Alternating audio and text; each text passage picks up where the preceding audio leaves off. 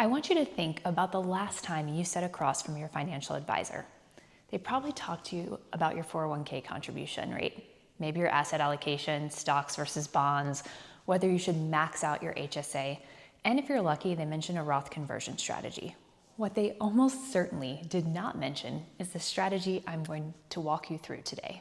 Not because it's illegal, not because it's risky, not because it requires connections or credentials or a minimum net worth of $10 million, because it sits completely outside the ecosystem that they get paid to operate in. And that distinction matters more than people realize. Today, we're talking about private money lending. And by the end of this video, you're gonna understand why high-income W-2 professionals are genuinely the most natural fit for this strategy and why almost none of them are doing it. So before we get into it, if you're new here, hi, my name is Andrea. I work full-time in the pharmaceutical industry, I invest in real estate, and I'm a private money lender. This channel exists for one reason, to show high-income W-2 professionals how to build real income alongside their careers, not instead of them. If that is something you want more of, hit subscribe right now. I put out new content specifically for people in your position, and I don't want you to miss it. Now let's get to it. Let me be fair to financial advisors for just a second. Most of them are not withholding information out of bad intent. They're operating inside a system that has boundaries, and private money lending falls outside of those boundaries. Your advisor gets paid to manage assets inside a specific universe. That includes stocks, bonds, mutual funds, ETFs, maybe REITs. That's the world that they're licensed in and compensated to work in. When you put money into that world, they earn a fee. When you pull money out to do something else with it, they don't.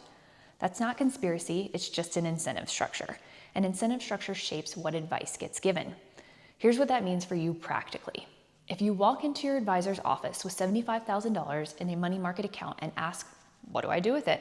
They're going to suggest something inside their product universe, almost guaranteed. The idea of loaning that money directly to a real estate investor at 8 to 12% annually, secured by a first lien, deed of trust on a physical property, that's just not on the menu. Not because it's a bad idea, but just because it's not on their menu. The investors who benefit most from private money lending are the ones who figure this out themselves, usually through a book, a podcast, a YouTube video, a conversation at a real estate meetup, which is exactly why you're here. So let's define it clearly. Private money lending is when an individual, you, loans capital directly to a real estate investor for a specific project. The investor uses your money to acquire or rehab a property. In exchange, they pay you interest on a set schedule, typically monthly. At the end of the loan term, they repay your principal in full, usually when they sell or refinance the property, depending on the exit strategy. You are not buying real estate, you are financing it. There is a significant difference. When you buy real estate, you take on equity risk. Values go up, you win. Values go down, you feel it. You also take on operational responsibilities, tenants, maintenance, vacancies, management. When you lend money on real estate, you are a debt holder. You are in first lien position, which means that if the borrower defaults, you have the legal right to foreclose and take ownership of the asset to recover your capital. You are first in line before any other creditor, before the borrower's equity, you. Returns on private loans typically run 8 to 12% annually. Loan terms are usually short, 6 months to 2 years, which means your money isn't locked up indefinitely, and the income is predictable. You know exactly what you're owed and when. I did a deal on a fire damaged property in Georgia, loaned $50,000. Fire damage sounds alarming, I hear you, but the property was worth more than the $50,000 even before a dollar of work was done.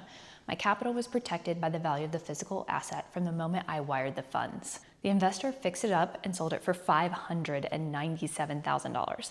I collected interest every single month while I was at my desk doing my actual job or, flying around wherever. That is the investor experience that I'm describing. So why doesn't your financial advisor offer this? Here's where it gets interesting. The investments your advisor recommends are designed to be accessible to everyone. Index funds, target date funds, bond allocations. These are built for mass distribution, which means the returns are priced for mass distribution too. Private money lending is not a mass market product. There is no ticker symbol, there is no app, there is no custodian holding your assets in a brokerage account. It is a direct relationship between a lender and a borrower, documented by a promissory note and secured by a deed of trust on a physical property. Because it requires some level of active participation, finding a borrower, evaluating a deal, reviewing the paperwork, it gets mentally categorized as complicated or for sophisticated investors only. And so most W-2 professionals never even look at it. But here's what's actually true. The participation it requires is front-loaded and finite. You spend time up front evaluating the deal. Once the loan is funded, your job is essentially done until the term ends. You collect payments, you wait, and then you get your principal back, and then you do it again. Compare that to being a landlord where the participation never ends, or to active stock trading where the stress also never ends. Private lending sits in a category of its own, genuinely passive once the deal is structured correctly. And the returns it offers, 8 to 12%, predictable, secured by real estate, are simply not available inside the product universe your advisor operates in. Not right now, and not at this risk profile. So who does this actually work for? High-income W-2 professionals are the ideal private money lender for 3 specific reasons. First, you have a stable income. Your lifestyle is funded by your salary. That means any returns from private lending are genuinely additive. They compound on top of a foundation that isn't going anywhere. You're not depending on the interest payments to pay your monthly mortgage. Second, you likely have liquid capital sitting underutilized. A savings account at 3 to 4% feels responsible, and it is, but it is not building wealth at any meaningful pace. And if you have an old 401k sitting with a former employer, that money is almost certainly just parked in a target date fund doing very little. What most people don't realize is that an old 401k can be rolled into a self-directed retirement account, either a self-directed IRA or a solo 401k, and used to fund private money lending deals. That means your returns come back into a tax-advantaged account, compounding over time with the same legal protections on the underlying loan. If you have $50,000 to $150,000 in cash and savings or an old retirement account you haven't thought about in years, private lending is one of the most compelling places that money can go. Third, you have the professional skills to evaluate risk. High earners in medicine, pharma, law, finance, engineering, these are people who are trained to read documents, ask hard questions, analyze information, and make decisions under uncertainty. Those are exactly the skills required to vet a private lending deal. You already have them. What this strategy does not work for is your emergency fund. It does not work if you need liquidity within the loan term. And it does not work if you're not willing to spend time upfront learning how to evaluate a deal properly. Private lending done carelessly is a very different animal than private lending done correctly. And we're doing correctly over here. So what would your advisor say about private lending and how to think about it? I want to steel man the other side of this for a second, because if you mention private money lending to your financial advisor, there's a reasonable chance they're going to push back. Here's what they'll probably say and how to think about it. They'll say that it's illiquid, which is true. Your capital is committed for the loan term and you can't pull it out early, the way you can sell a stock. If you needed the money tomorrow and you're invested in the stock market, you sell the stock. If you need the money tomorrow in a loan, you cannot get it. This is a real constraint. The answer is to only lend money that you've specifically earmarked for this purpose with a timeline that you're comfortable with. Never your emergency fund. Never money you might need within the next 6 months. They'll say the borrower might default. Also true. This is a real risk that you manage through deal structure. Lending at a conservative loan-to-value ratio, requiring proper legal documentation, and building relationships with borrowers who have a track record. The Georgia deal I mentioned earlier is an example of conservative deal structure. The asset covered my loan from day one. Your advisor will also say that this is not diversified. Fair point. Private lending should be one component of a broader financial picture, not a replacement for everything else. I still have retirement accounts. I still have other investments. I still have stocks.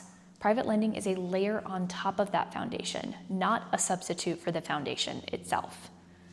None of these objections are reasons to avoid the strategy entirely. They're reasons to do it thoughtfully, which is exactly what this video is about. So, how do I get started? If this resonates with you, here's how to actually move forward. Step 1 is education before capital deployment. There's several books, YouTube videos, and other things you can take a look at. Read Lend to Live by Alex Brashars and Beth Johnson. It's a very thorough resource, and I found that specifically on private money lending mechanics. Understand the deal structure, the legal documents, and the underwriting basics before you write a single check. Step 2 is finding your first borrower. Real estate investors who need private capital are at every local RIA meeting, on Bigger Pockets forums, in real estate Facebook groups, and in your existing network more often than you'd think. Once you let it be known that you have capital available, the conversations will be coming to you, I promise. Step 3 is vetting the borrower before you vet the deal. You want someone with a track record, completed projects, references, a history of paying lenders on time, communication, and just really taking care of their investors. I would say anyone could do private money lending, but more accurately, almost any informed person with the right capital can do it. And being informed means knowing who you're lending to. A brand new lender working with a brand new investor is a recipe for a very stressful education. Save the newer investor relationships for your 5th or 6th deal, not your first. Step 4 is evaluating the property. Your loan needs to sit at or below 70% of the property's as-is value, not the projected after repair value. The condition right now, today, in its current condition. That's your margin of safety. That's what protects your capital if something goes wrong, if the borrower dies, if they have a heart attack, if they're unable to complete the project. That's what it is. Step 5 is the paperwork. The promissory note, deed of trust or mortgage, depending on your state, title insurance. Work with your real estate attorney. The cost is a few $100s. The cost of skipping it is your entire principal. Step 6 is getting paid. Monthly interest hits your account. You do nothing. At the end of the term, your principal comes back and you decide where to deploy it next. That's the cycle. Simple in concept, but powerful in execution. Taking a step back with the bigger picture, your financial advisor is not your enemy. They're operating inside a system with real constraints on what they can offer you. And inside that system, for the most part, they're doing their job. But here's what that system was not designed to do. It was not designed to help you build income that runs independently of your salary. It was not designed to put you in first lien position on a physical asset, earning double-digit returns. It was not designed to give you the kind of financial resilience that means a layoff or career transition doesn't blow up your life. I work in pharma. I know what it feels like to have a job that can disappear when a clinical trial fails. I've personally lived it more than once. And the thing that changes your relationship with that reality is not a better 401k allocation, it's income that exists outside the job. Income that doesn't require you to show up anywhere to collect it. Private money lending is one of the most direct paths I've found to that kind of income. It fits around a W-2 career. It uses skills that you already have, and it earns returns that your financial advisor's product shelf simply cannot match right now. You don't have to choose between your career and financial independence. You can build them at the same time. So if this is the first time that you've heard of private money lending, drop a comment below with the word bank, and I'll point you to the resources that I actually personally use. If you've already done a deal, I also really want to hear about it. Share your experience below, because that's the content that helps everyone watching this figure out if it's right for them and confirm that it's actually real, because I don't know about you, but this isn't something I had heard about growing up. I just put out another video on this channel that walks through the step-by-step mechanics of exactly how to structure a private lending deal. Watch that next. It picks up right where this one leaves off. And if you found this useful, hit subscribe. I put out new content every week for W-2 professionals who are done waiting for the next raise to change their financial picture. I'll see you in the next one.